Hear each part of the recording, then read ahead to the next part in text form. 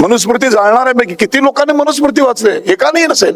आणि जो खरी ओरिजिनल मनुस्मृती वाचेल तो 100% जाळूच शकत नाही. किती लोकांनी वाचले मनुस्मृती? इथे बसलेल्या किती लोकांनी वाचले? एखाद दोन माणसं शोधावीच लागतील. आम्हाला माहितीच नाही आम्ही कोण आहोत. मी हिंदू आहे म्हणजे काय मला माहितीच नाही, त्यामुळे माझं प्रेमच बसत नाही. नाटकांमध्ये काम करून तेवढ्याच भांडवलावर पोट भरणारा शरद पोंक्षे हा मला एक बिंडोक माणूस वाटतो. जगातला सर्वात जास्त पुस्तकांवर प्रेम करणारा माणूस जेव्हा एखादा ग्रंथ फाडतो, जाळतो, तर त्या ग्रंथाची लायकी किती दर्जाहीन असेल हे पोंक्षेने समजून घेतलं पाहिजे. चातुर्वर्ण्य व्यवस्थेत दलितांना आणि सर्व जाती धर्मातल्या स्त्रियांना अतिशय गलिच्छ वागणूक देणारा ग्रंथ म्हणजे मनुस्मृती आहे. कुठल्या मनुस्मृतीची चर्चा पोंक्षे करतायत? पोंक्षेंनी स्वतः वाचलाय का मूळ मनुस्मृती ग्रंथ? माझ्याकडे कॉपी आहे, त्यांना पाहिजे असेल तर माझं खुलं आव्हान आहे, मनुस्मृती माझ्यासमोर घेऊन यायची, चर्चा करायची. पोंक्षासारख्या माणसात दम असेल तर आम्ही मनुस्मृतीवर उघड चर्चा करायला तयार आहोत. बाबासाहेब आंबेडकरांच्या अभ्यासावर, त्यांच्या एकूण बौद्धिक क्षमतेवर जर पोंक्षासारख्या माणसांनी प्रश्नचिन्ह उभं करायचं हे नवं कारस्थान सुरू केलं तर त्याला आम्ही खूप सडेतोड पद्धतीने उत्तर देऊ. पोंक्षाने हे लक्षात ठेवलं पाहिजे. मला तर सगळ्यात महत्वाची शंका ही येते